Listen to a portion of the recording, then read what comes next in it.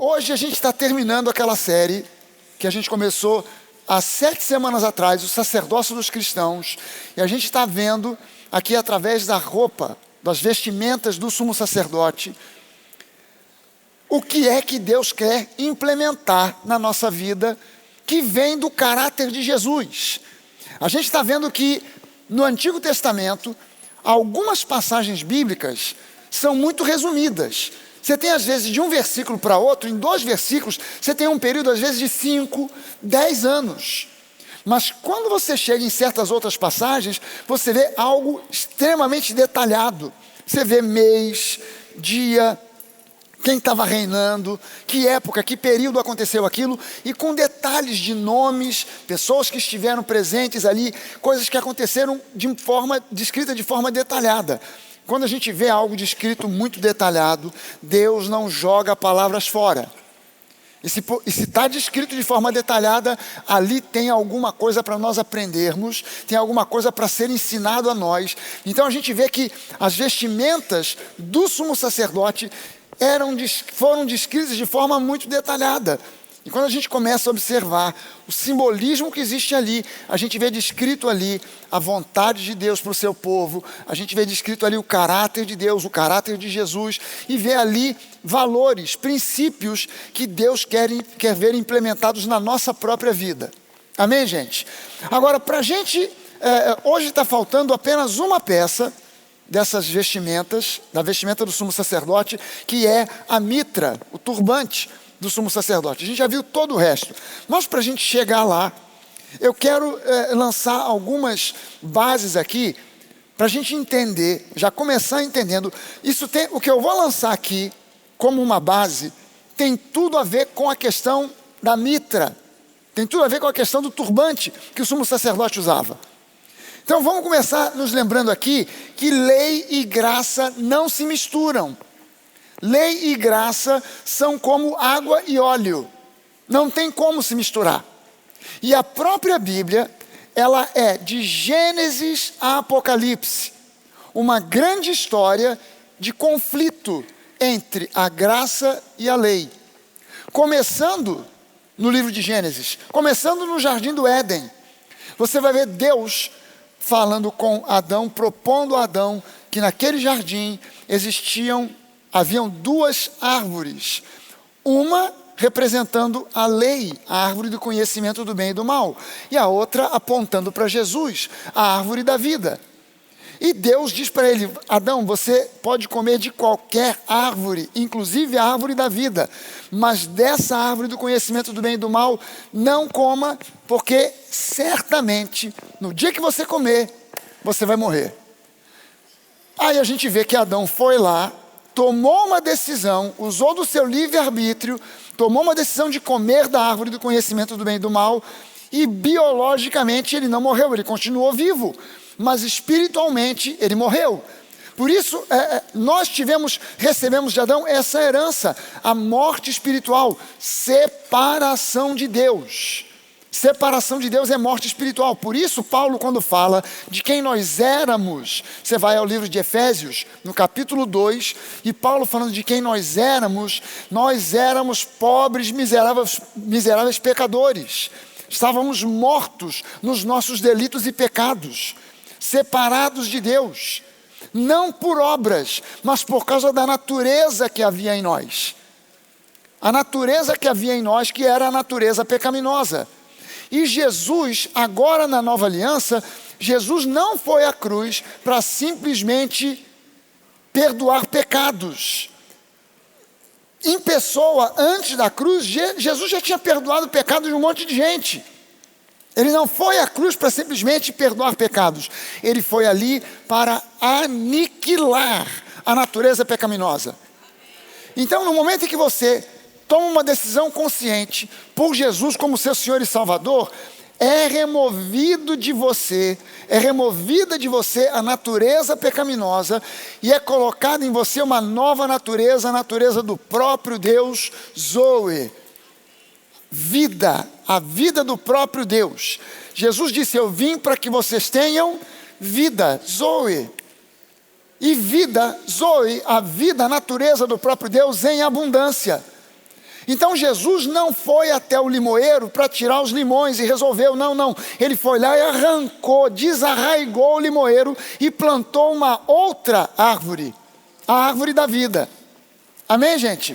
Então agora nós estamos vivendo numa situação completamente diferente e nós precisamos, uma vez que nascemos de novo, uma vez que somos novas criaturas em Cristo, nós precisamos renovar a nossa mente.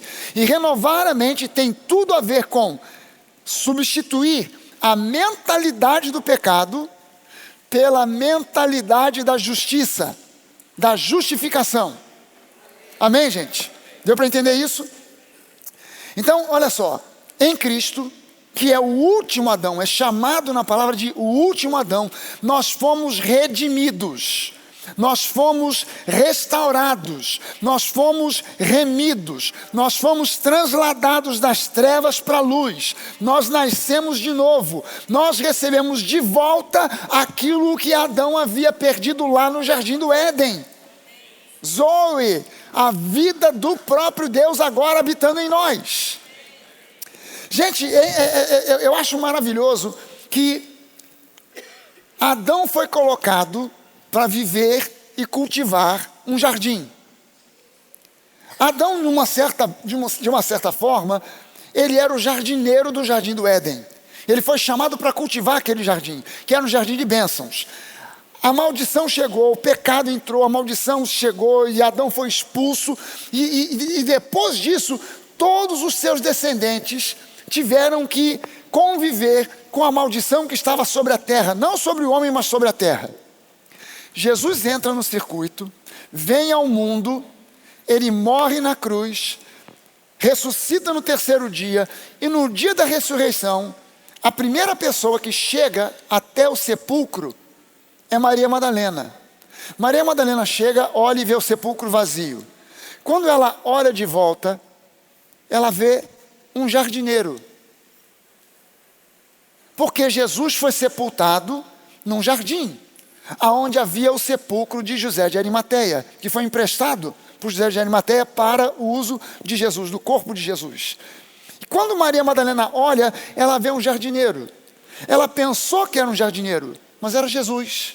E ela pergunta: o senhor jardineiro, moço, onde é que está? Quem levou o corpo do meu senhor? E ele se revela a ela. Você já imaginou? Você vai procurar o corpo de Jesus e você vê Jesus vestido de macacão, com um ancinho, uma pá e chapéu de palha, tomando conta do jardim. A salvação, a vida Zoe foi perdida num jardim e ela foi trazida de volta num jardim. Adão perdeu para o diabo, o último Adão recuperou para Deus e nos entregou gratuitamente, pela graça. Então agora eu preciso renovar a minha mente e não permitir mais que eu tenha a mentalidade do pecado. Nós fomos inseridos agora numa nova aliança com Deus. Nós estamos em aliança com Deus. Amém, gente? Hebreus capítulo 7, dos versículos 11 ao 25 diz assim: portanto, se a perfeição fosse possível por meio do sacerdócio levítico, pois foi com base nele que o povo recebeu a lei, que necessidade haveria ainda que se levantasse outro sacerdote, segundo a ordem de Melquisedeque, e não segundo a ordem de Arão, que foi o primeiro sumo sacerdote e era da tribo de Levi? Pois quando se muda o sacerdócio, necessariamente muda também a lei. Porque aquele de quem são ditas estas coisas pertence a outra tribo, da qual ninguém prestou serviço diante do altar. Pois é evidente que o nosso Senhor procedeu da tribo de Judá, tribo a qual Moisés nunca falou nada a respeito de sacerdócio. E isto é ainda muito mais evidente quando, à semelhança de Melquisedeque, surge outro sacerdote, constituído não conforme a lei de mandamento carnal. Prestou atenção como é que Paulo trata a lei de Moisés aqui, chamando lei de mandamento carnal, mas segundo o poder de vida que não tem fim. Segundo o poder dessa vida que não tem fim, porque dele se testifica, você é sacerdote para sempre, segundo a ordem de Melquisedeque. Portanto, por um lado, se revoga a ordenança anterior por causa da sua fraqueza e inutilidade. Paulo chama agora a lei de fraca e inútil, pois a lei nunca aperfeiçoou coisa alguma. E, por outro lado, se introduz esperança superior, através da qual nós chegamos a Deus. E isso não se deu sem juramento, porque os outros são feitos sacerdotes sem juramento. Mas este, Jesus, foi feito sacerdote com juramento por aquele que lhe disse: o Senhor jurou e não se arrependerá, você é sacerdote para sempre. Por isso mesmo, Jesus se tornou fiador de superior aliança. Ora, os outros, os sacerdotes levíticos, são feitos sacerdotes em maior número, porque a morte os impede de continuar. Jesus, no entanto, porque continua para sempre, tem o seu sacerdócio imutável, e por isso também pode salvar totalmente. Será que você pode dizer isso? Eu fui totalmente salvo. Você não foi salvo parcialmente, mas de uma forma plena, completa, total. E por isso também pode salvar totalmente os que, por Ele, através dele, nele, se aproximam de Deus, vivendo agora, Jesus, sempre para interceder por eles. Gente, o que Jesus está fazendo exatamente agora? Ele está assentado à direita de Deus Pai, intercedendo por mim e por você. Exatamente agora. Jesus está falando com o Pai a seu respeito. E não está falando mal. Ele não está, Pai, olha aquele ali, tem jeito não, ó. Não. Ele está falando bem a seu respeito aos ouvidos do Pai. Amém? Agora eu quero que você se lembre uma coisa. Deus, a aliança que Deus firmou com Abraão, foi uma aliança com base na graça. Até a chegada de Moisés, e Moisés levando o povo até o Monte Sinai, tudo que Deus fez com relação ao homem foi com base numa aliança da graça. Quando Deus chama Abraão para firmar com ele uma aliança, Deus havia feito a Abraão uma promessa, mas Abraão fica assim, mas peraí, como é que eu vou saber se realmente o Senhor vai cumprir essa aliança? Então Deus, para certificar a Abraão que as coisas iam acontecer do jeito que ele, Deus, estava dizendo, ele performa com Abraão um pacto de aliança. Deus não inventou aquele ritual. Aquele ritual de aliança já existia antes. Já era uma tradição conhecida dos povos do Oriente Médio, aquele ritual de aliança. Como é que era esse tipo de ritual? Deixa eu pegar um parceiro aqui para fazer uma aliança com ele. Ô Igor, vem cá de novo, você que sobe nessa plataforma com facilidade. Aí, que maravilha. Estou eu querendo aqui, sou eu, o Igor é um rei, da onde? De Vargem Grande. Reinado de Vargem Grande. Pronto, ele prefere o reino de Ipanema, pronto. Rei de Ipanema. E eu sou aqui o rei da Barra da Tijuca.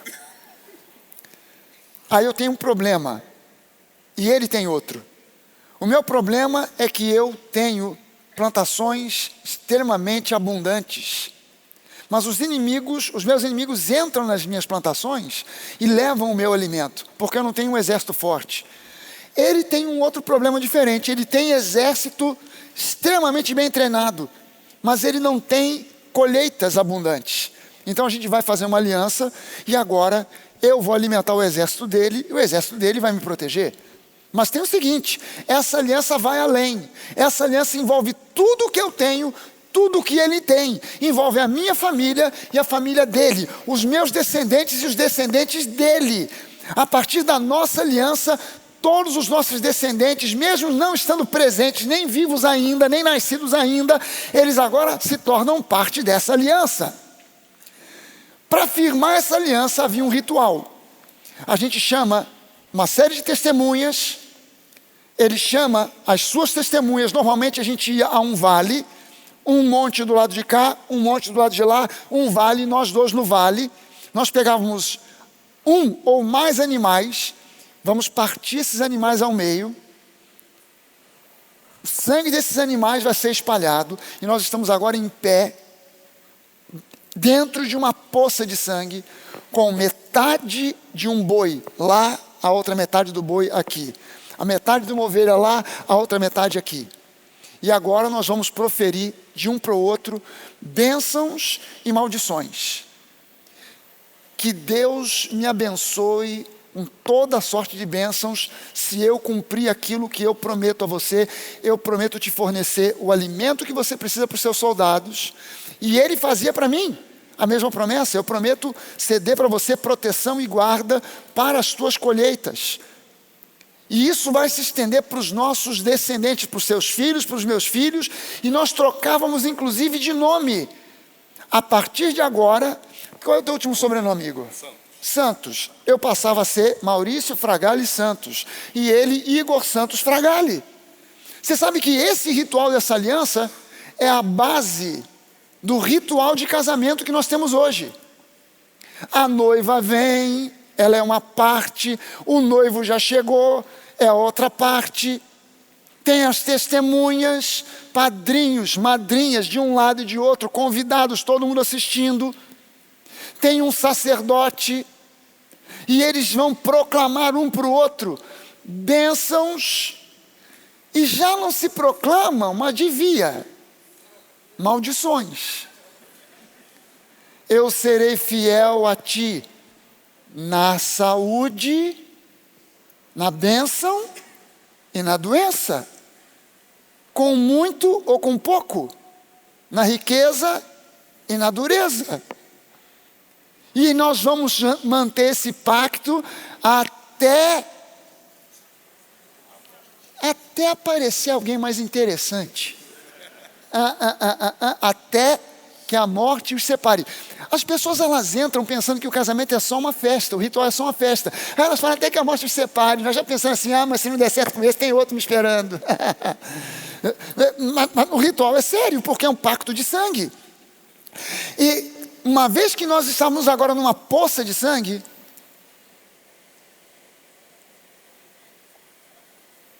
está aqui a poça. Estamos nós na poça. O que a gente fazia?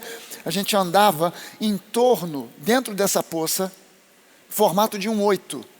Quer dizer, eu indo por aqui, fazendo a volta aqui e já voltando por lá. E ele pelo lado de cá. E a gente fazia nesse formato de 8, proclamando as bênçãos e as maldições. Depois desse passeio, proclamadas todas as bênçãos e maldições, nós fazíamos agora um corte, ou na mão, ou no antebraço, e nós fazemos algo que nós hoje ocidentais fazemos e não sabemos de onde vem. A gente fazia isso aqui, ó. Ou aqui, num simbolismo de troca de sangue. Nós agora somos irmãos de sangue.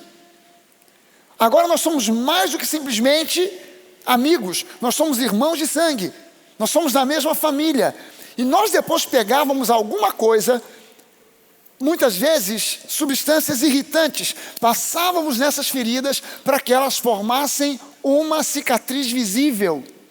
E quando a gente passava em algum lugar, e antes as pessoas sabiam que eu tinha muita colheita, mas não tinha um exército forte. Mas agora eu tenho uma marca, a marca do Igor, que diz que eu tenho com ele uma aliança. E eu não precisava de gritar, berrar. Eu só precisava de, montado no meu cavalo, ou montado no meu camelo, vendo alguém que me ameaçava, eu só precisava mostrar a marca. E essas pessoas sabiam, opa, não se mete com esse cara, porque ele está aliançado com o Igor, e o Igor é barra pesada.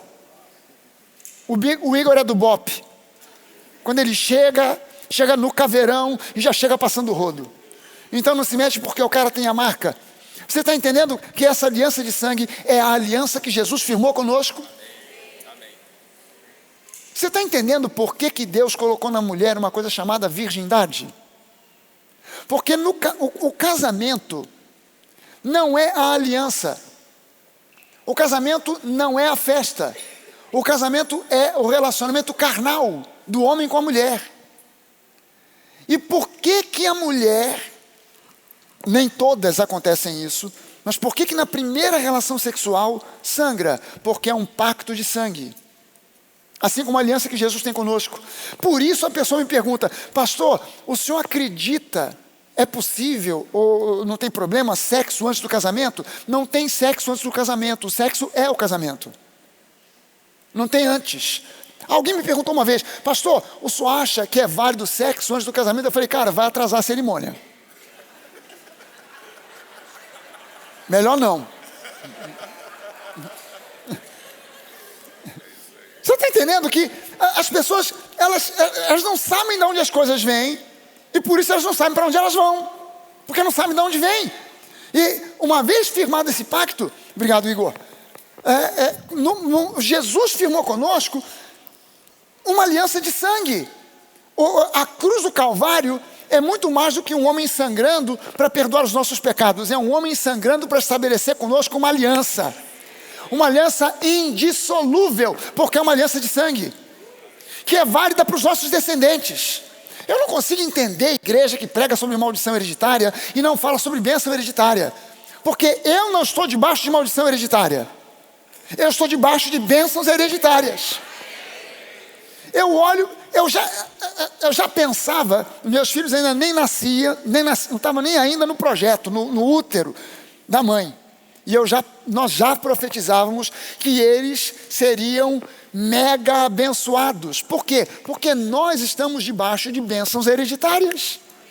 Nós estamos debaixo de promessas, nós estamos debaixo de uma aliança. Então, tive meus filhos, eles casaram, os meus netos já são uma bênção. E já são abençoados. Por quê? Porque estão debaixo de bênçãos hereditárias. Então, você pode repetir comigo? Maldição hereditária, quem tem é a avó de quem falou. Eu não. Eu e você temos bênçãos hereditárias. A aliança que Deus fez com Abraão foi diferente. Não foi, ele usou esse ritual. Aí olha só, Deus fala para Abraão: Abraão, traz aí alguns animais, parte ao meio. Abraão está entendendo o ritual, ele conhecia aquele ritual. Parte os animais ao meio. Agora eu estou entendendo, Deus vai fazer comigo uma aliança. Ele vai me prometer coisas e eu vou prometer coisas a ele. Ele vai me garantir algumas coisas e eu vou garantir algumas coisas para ele. Partiu os animais, sangue. Quando Abraão pensa que ele iria passar pela poça de sangue para proferir bênçãos e maldições, Deus envia o anjo anestesista. E Abraão cai numa espécie de torpor e fica ali meio sem força para levantar e fazer alguma coisa, porém vendo, e Deus vem na forma de um pilar, de uma nuvem, e Deus passa sozinho entre as partes dos animais, e Ele promete: eu farei de você uma bênção, todas as famílias da terra serão abençoadas em ti, eu te darei um filho. E Ele promete coisas a Abraão, e o que Abraão promete de volta? Nada. Deus dá tudo e não recebe nada, para surpresa de Abraão, que pensava que ele teria que dizer: então eu te darei o dízimo, então eu te darei, sei lá o que, os meus bois, as minhas ovelhas. Não, Abraão, você vai ser abençoado pela graça. Pela graça. A coisa foi assim até o povo de Israel chegar ao Monte Sinai. Quando o povo de Israel sai da escravidão do Egito, eles vão até o Monte Sinai, e nesse trajeto eles pecaram vez após vez. Moisés, você nos tirou do Egito para nos matar de fome nesse deserto, estamos com fome e queremos comida. Senhor, o povo está com fome. Deus devia dizer: estão com fome e de fome morrerão, porque abriram a boca para murmurar, reclamar de mim. Pecado, o salário do pecado é a morte. E Deus manda maná. Manda maná. E eles comem à vontade. 15 dias depois, estou enjoado desse maná. Não aguento mais esse maná, queremos carne. Aí Deus, ok, vocês querem carne? Codornizes, vieram codornas. Você não tem ideia, mas a Bíblia e a tradição judaica diz que vieram tantas codornas que no acampamento judaico tinha 1 metro de pilha de codornas. O pessoal tinha que andar tirando codorna da frente. E Deus diz, vocês vão comer carne agora até sair pelos olhos. Toma aí, come, agora come tudo. Sabe o que ela faz com criança? Come tudo. Agora come tudo. Os caras agora chegam mais na frente. Não tem água, Moisés, estamos com sede. Deus levanta Moisés para encontrar um poço. Ele encontra um poço, o povo vai provar água amarga. Deus fala, corta uma árvore, joga ali dentro de árvore, aponta para a cruz, joga dentro da água, a água se torna limpa, potável, o povo bebe à vontade. Eles saem dali, o poço fica lá na frente, Moisés, nós queremos água. Aí Deus, em vez de abrir um poço, manda uma rocha. E a Bíblia diz que essa rocha acompanhava o povo de Israel por onde eles iam. Primeiramente ele diz, Moisés vai lá e bata na rocha. Moisés bateu na rocha, verteu água, beberam água à vontade, onde o povo ia, a rocha ia atrás. Porque tudo que Deus fazia vai virar figurinha, vai virar meme.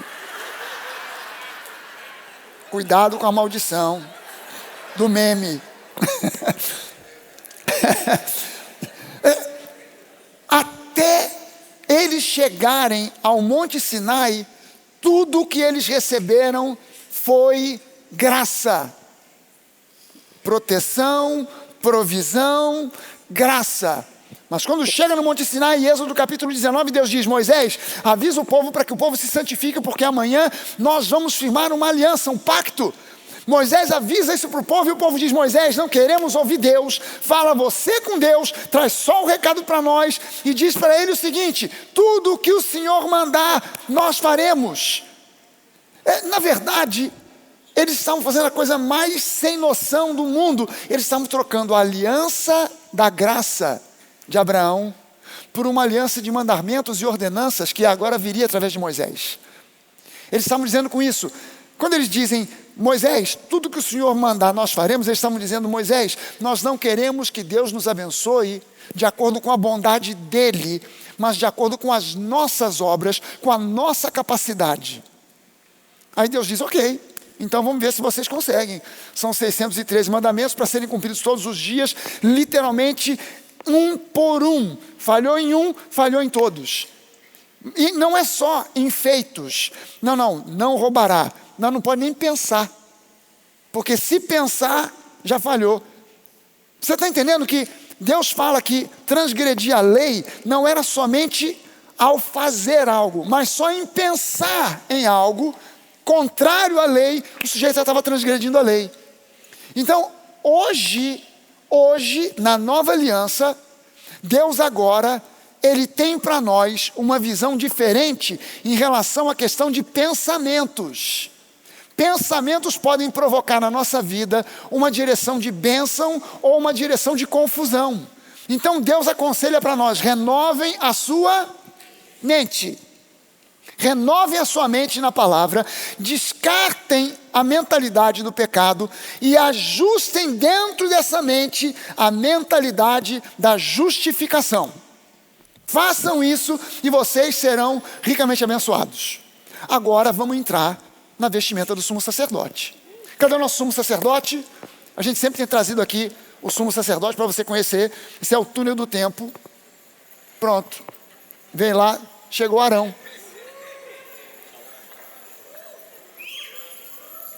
Prazer. Maurício Fragali. Prazer. Luiz Miguel. Não, Arão. Arão. Amém. Deixei até um quebra-galho para você, que é um banquinho, porque... Não, mas agora não. Agora, por enquanto, fica aqui. Tranquilo.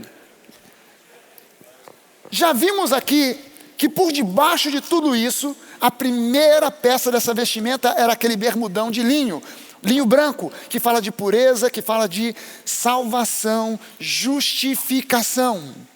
Sem o qual o sumo sacerdote, se entrasse no templo sem aquela bermuda, ainda que ele estivesse vestindo todo o resto que se vê, sem aquele bermudão, ele cairia morto fulminado.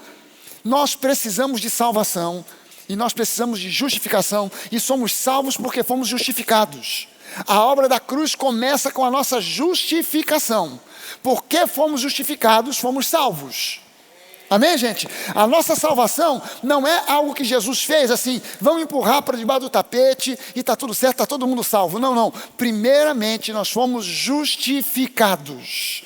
E porque fomos justificados, consequentemente fomos salvos. Diferentemente da antiga aliança, aonde os pecados eram empurrados para debaixo do tapete. Porque o sacrifício do sumo sacerdote no dia do Yom Kippur só valia por um ano. No ano seguinte tinha que renovar. E a palavra que aparece no Antigo Testamento, na nossa Bíblia em português, diz que os pecados eram expiados, ou seja, cancelados. Mas a palavra hebraica, que é traduzida como expiar, no Antigo Testamento é kafar. E kafar, no hebraico, significa encobrir. Os pecados eram encobertos. Jorge, você que toma nota, é kafar com PH, com K e PH. Só para ficar bacana, do jeito que tem que ser. Eram só encobertos. Jesus não encobriu pecados. Jesus resolveu de forma definitiva o problema do pecado. Hoje, Deus não está preocupado com a questão do pecado. Hoje, Deus não está lidando com a questão do pecado. Deus trabalhou com a questão do pecado há 2000 anos atrás, na cruz do Calvário. Hoje, Deus está operando com base no perdão. O foco de Deus hoje não é o pecado, o foco de Deus hoje é o perdão. Se o foco de Deus hoje fosse o pecado, nós ainda estaríamos debaixo de maldição. O foco dele hoje é o perdão pleno que nós recebemos porque fomos justificados em Cristo Jesus. Então nós precisamos aplicar isso ao nível da nossa mente também. E pensarmos como Deus pensa. Se Deus não pensa no pecado, eu também não. Eu preciso pensar em Jesus, que é o autor e consumador da minha fé. Eu preciso pensar na palavra. A gente viu que esse bermudão estava coberto agora por uma túnica branca de linho, que fala de santificação. Você nasce de novo e precisa agora entrar nesse processo chamado santificação, que significa crescer e amadurecer na palavra. Santificação não tem a ver com a roupa que você veste ou deixa de vestir, com a praia que você vai ou deixa de ir. Tem a ver com a palavra entrando na sua mente, no seu coração, para que você possa agir, pensar, falar como um santo. E é um processo que começa no dia que você recebe Jesus e vai até o último dos seus dias na face da terra. Não interessa que você se converteu aos 5 anos de idade e vai viver até os 120. Você não vai poder dizer assim, agora eu já estou com 98 anos de idade, o processo já está completo. Não, não, até o seu último dia de vida na terra, você está num processo de santificação. Amém, gente? Depois a gente viu que por cima disso era essa outra túnica azul. Azul é a cor do Espírito Santo. E essa túnica fala do batismo com o Espírito Santo. O Espírito Santo que habita em nós tem a ver com a primeira peça, que é a bermuda de linho. Você nasce de novo, é justificado, passou a ser agora casa, templo do Espírito Santo. Mas agora o Espírito Santo sobre você, para que você seja uma testemunha com poder. Não somente com argumentos teóricos, teológicos, mas com poder.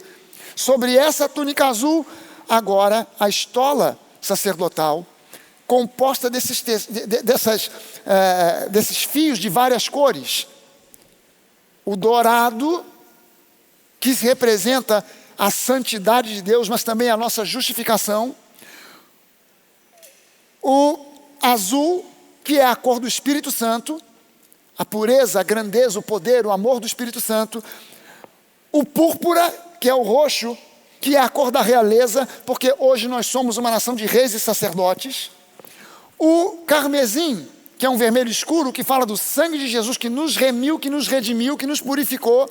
E por fim o branco, que é a cor da pureza, da santidade. Tudo isso, tudo aquilo que vem, a salvação, a justificação, a santificação, o poder do Espírito Santo, tudo isso sobre nós está misturado com essas 5 cores, com aquilo que essas 5 cores representam. Justificação, santidade, o Espírito Santo, o poder, a graça, o amor do Espírito Santo, o sangue de Jesus que nos remiu, que nos redimiu e que constantemente nos purifica.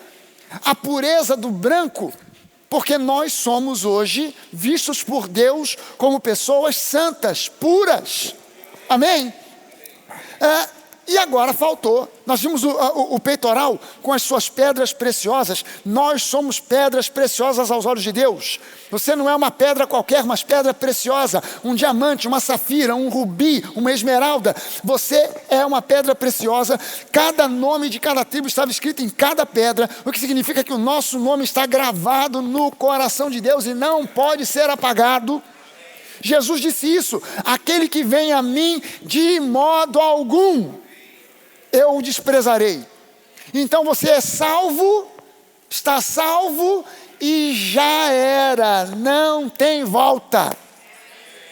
Não tem volta. Você foi salvo, você foi escolhido, você foi peneirado, você foi chamado, você foi predestinado por Deus para a salvação. Agora leva essa mensagem para outras pessoas. Olhe para o teu vizinho, diga para ele: meu irmão, quero que você saiba uma coisa, Deus te predestinou para a salvação. Bota essa minhoca na cabeça dele. Para a pessoa, peraí, Deus me predestinou para a salvação. Que isso? Deus predestinou a humanidade para a salvação. Não ser salvo é uma aberração. Não é a vontade de Deus. A vontade boa, perfeita e agradável de Deus para nós é que todos sejam salvos, não uma meia dúzia. Por isso o versículo mais famoso da Bíblia: e Deus amou o mundo de tal maneira que Ele deu o seu Filho unigênito para que todo aquele que nele crê não pereça, mas tenha vida eterna. A gente viu que dentro desse peitoral, havia aqui dentro, ele funcionava como uma bolsa, e havia o Urim e o Tumim, aqueles 2 pedaços de pergaminho com os nomes redentores de Deus escritos: Jeová Jireh, Jeová Rafá, Jeová Tzidkenu, Jeová, o Senhor que nos salva, que nos cura, que nos liberta, que é presente.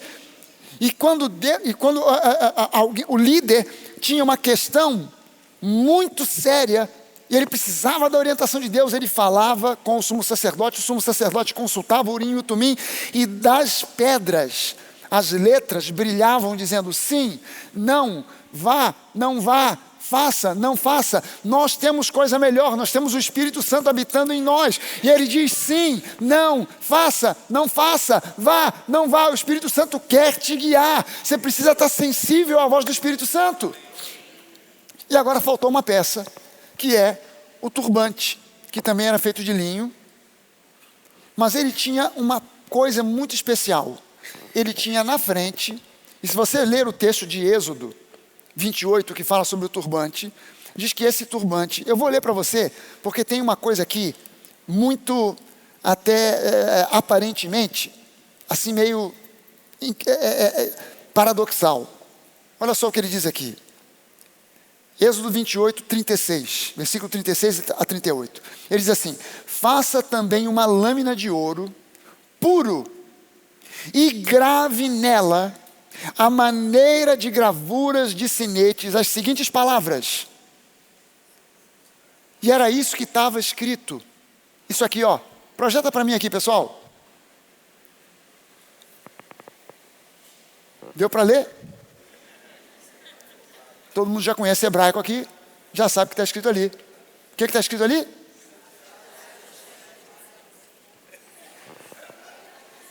Também apareceu lá, né? Santidade ao Senhor. Kadosh la Yahweh.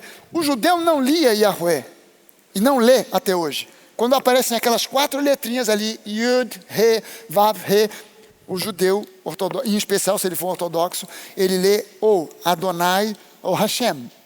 Adonai, o Senhor. Hashem, o nome. Então ele lê santidade ao Senhor. Kadosh la Yahweh. Kadosh la Adonai. Kadosh la Hashem. Santidade ao Senhor. Agora olha só o que ele continua dizendo aqui. Amarre essa lâmina com um cordão de pano azul, de maneira que esteja na mitra, no turbante, bem na frente da mitra estará. Aqui nesse texto que eu estou lendo, diz lâmina. Em algumas outras versões diz coroa.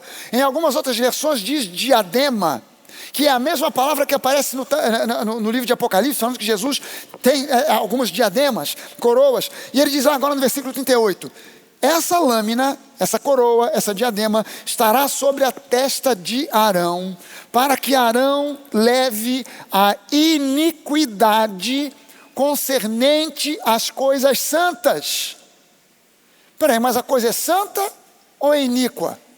Tem iniquidade misturada aqui com santidade, que rolo é esse? Para que Arão carregue a iniquidade concernente às coisas santas que os filhos de Israel consagrarem em todas as ofertas das suas coisas santas. Essa lâmina sempre estará sobre a testa de Arão, para que eles, não para que Arão, mas para que eles, o povo, sejam aceitos diante do Senhor. Você entende que o papel do sumo sacerdote era representar o povo de Israel diante de Deus. O profeta era o inverso. O profeta representava a Deus diante do povo. Mas o sacerdote, o sumo sacerdote, representava o povo diante de Deus.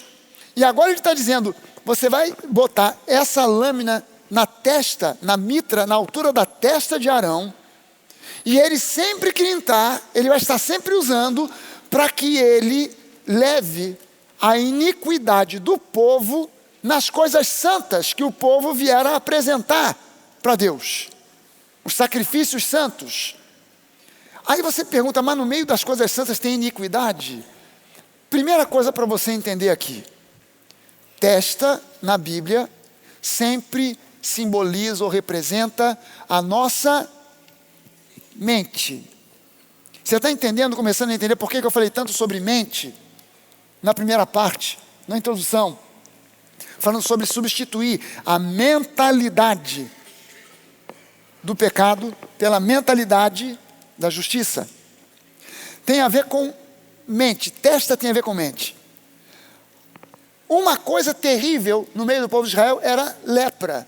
Alguém que contraía lepra era visto como alguém que cometeu algum pecado. E o pior tipo de lepra que poderia haver era lepra na testa. Se você for ler no livro de Levítico, diz que o sujeito que te manifestasse uma lepra na testa, esse cara estava lascado. Porque era o pior tipo. E por que é o pior tipo de lepra? Porque uma mente contaminada por coisas ruins contamina todo o resto. Uma mentalidade errada provoca uma vida toda errada. Um pensamento de uma mentalidade errada provoca uma vida toda torta. Crenças erradas são fruto de conceitos errados na nossa mente. Creu errado, vai ter práticas erradas. Quando você crê e pensa e entende na sua mente que você é uma vítima, ao invés de ser um vencedor, a sua vida vai dar toda errada. Quando você entende que você não nasceu para ser grande, que você nasceu para ser realmente só pequeno e tal, vai dar tudo errado. E o problema começa na mente, no conjunto de crenças que estão na mente. Quando você crê que você é um pobre, miserável pecador, salvo pela graça, aqui na sua mente já gerou a confusão. Certamente que dali para frente um monte de coisa vai dar errada. Aí olha só, estava escrito nessa lâmina, aquilo ali ó, santidade ao Senhor, para que quando ele entrasse, representando o povo, ele levasse a iniquidade das coisas santas. Aí eu vou te explicar o que isso tem a ver com a gente aqui. Você vem à igreja, você veio à igreja, você veio à igreja hoje, você está aqui. Nós não tivemos um período de louvor e adoração? Você estava de pé, mãos erguidas, louvando a Deus. Isso não é uma coisa santa? Aleluia, Senhor, Tu és grande, Seu amor é doce, sempre bom, aleluia. Aí chegou alguém meio atrasado e pediu licença para entrar, que você estava bem na beira da fila, assim. Aí a pessoa deu aquela cutucada, dá licença, você já chegou atrasado. Vai, passa aí. Meu Deus do céu, ainda vem todo vestido com essa roupa cafona. Caramba, já meteu uma iniquidade no meio das coisas santas. Você está entendendo? Você está lá, no maior louvor e tal. Aí você... quem é que vai pregar hoje? Não é o pastor Fragale? Mas esse pastor é ruim. Oh, aleluia. Esse que vai pregar é fraquinho, aberto. Oh, Pai, aleluia. Oh, já misturou iniquidade nas coisas santas. Vai mais longe. Vai pior. Porque você está lá no maior louvor, na maior glória, aleluia. Aí você sabe que você não fica de olho fechado o tempo inteiro, né? De vez em quando você dá uma olhada assim, né? Aí você deu uma olhada e está passando no corredor a Miss Nova. A Miss Nova está entrando, doce, linda e faceira. Você olha e fala, meu Deus, gostosa demais. Oh, aleluia. Oh, meu Pai. A tua criação é perfeita, Senhor. Aleluia. Deu ruim, não deu? Deu ruim. Gente, você tem que entender que o nosso sumo sacerdote, hoje, está pensando a nosso respeito, intercedendo por nós. O que ele está fazendo? Ele está olhando para nós, nos representando diante do Pai. E esse pensamento que você pensou agora, mal, a meu respeito, Jesus levou. Jesus já levou embora. Já levou embora. Pastor, como é que o senhor sabe que o sujeito olha e fala o que o senhor falou, que ele falou, que disse? É porque eu leio pensamento. Eu olho para a igreja e vejo aquele balãozinho, sabe? Balãozinho de desenho em quadrinho, de história em quadrinho, que aparece escrito. Pois é, eu tô vendo. Gente, quando nós começamos a entender que até mesmo nos pensamentos nós fomos redimidos, isso deveria dar a nós motivo de alegria e louvor, porque nos nossos pensamentos humanos, nós muitas vezes misturamos coisas santas com coisas iníquas. Nós amamos o nosso irmão e pensamos em matar alguém que nos deu uma fechada no trânsito. Nós pensamos coisas boas e ao mesmo tempo muitas vezes coisas ruins, mas o nosso Deus, o nosso sumo sacerdote intercede por nós para que nós tenhamos hoje a mente de Cristo. Você está num processo chamado santificação. Renove a tua mente e comece a pensar os pensamentos de Deus. Eu quero que você entenda o que Deus pensa a seu respeito. Dá uma chegada comigo aqui nesse texto de Jeremias, capítulo 29. E você já conhece, a gente já leu esse versículo aqui N vezes aqui na Nova, que diz assim, Jeremias 29, 11: eu é que sei que pensamentos tenho a respeito de vocês, diz o Senhor, são pensamentos de paz e não de mal, para dar-lhes um futuro e uma esperança. Então vocês me invocarão, se aproximarão de mim em oração, e eu os ouvirei. Vocês me buscarão e me acharão quando me buscarem de todo o coração. Eu serei achado por vocês, diz o Senhor, e eu farei com que mude a sorte de vocês. Aleluia!